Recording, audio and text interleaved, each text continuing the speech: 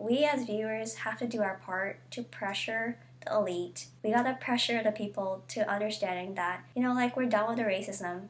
If you guys haven't heard already, there's this really great film coming out directed by Issac Chung. He's a Korean American who was originally here from LA. His family uprooted, moved over to the Ozarks, started a farm, and he wrote a film based on his own life experience. It stars Steven Yeun, and it's just a really incredible movie, and it's gotten critical acclaim from Sundance as well as film festivals here. It's in limited release, so not everyone's watched it yet, but I feel like it's a contender for Best Picture. The real problem here is, though, certain award ceremonies, Golden Globes, consider it to be a foreign language film, preventing it from competing in the Best Picture categories as well as others. Now this brings up a bigger issue of how the Hollywood foreign press categorizes everything. The foreign language category is kind of a mess, to be honest, because it just pits comedy against action movie versus drama. It's just way too many excellent films from both abroad and made here in the US in a foreign language to do an ultimate battle against it.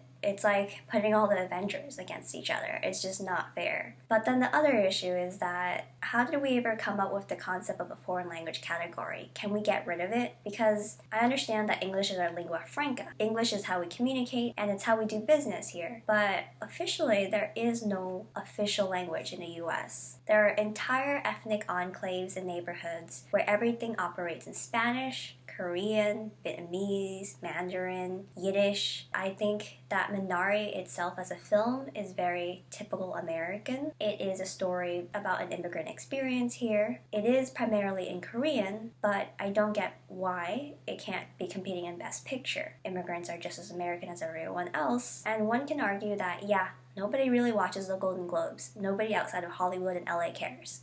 And that is true to a certain extent. We might not be tuning into the super boring ceremony, but we do Google it, we do hear news about it. Certain elite associations, such as the Hollywood Foreign Press, does dictate how popular culture receives Asian Americans and minorities here in the US. I'm talking about the issue where everybody sees Asian Americans as perpetual foreigners, and this certainly does not help with that stereotype. I believe that many Asian Americans have experienced a time in their life when they've been asked, "Where are you from?" questioning their ethnic origin, their nationality based on the way we look, our accents, and our ability to speak English.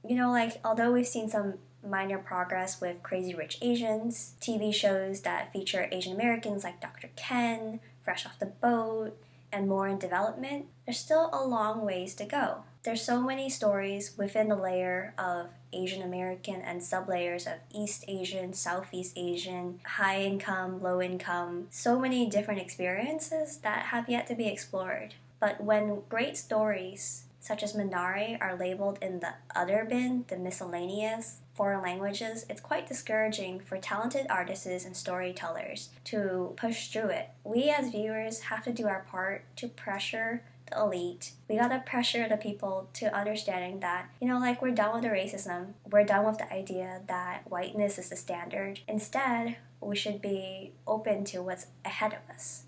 And I'm hoping that this year, since we faced many universal struggles, many universal stories of compassion, that we open our eyes up, quite literally. There's a world bigger than what we see right around us. I hope through the stories of Minari and other great films, we're able to understand and feel a sense of compassion for others. So, fingers crossed that the other award ceremonies are a lot more tolerant and open to this. And I'm hoping that y'all get to watch Minari when it hits the theaters, or when it's safer to do so at least. And that there will be many quality films ahead of us that we can all sit down and enjoy together. So until then, I wish you guys the best, and until next time, have a great day.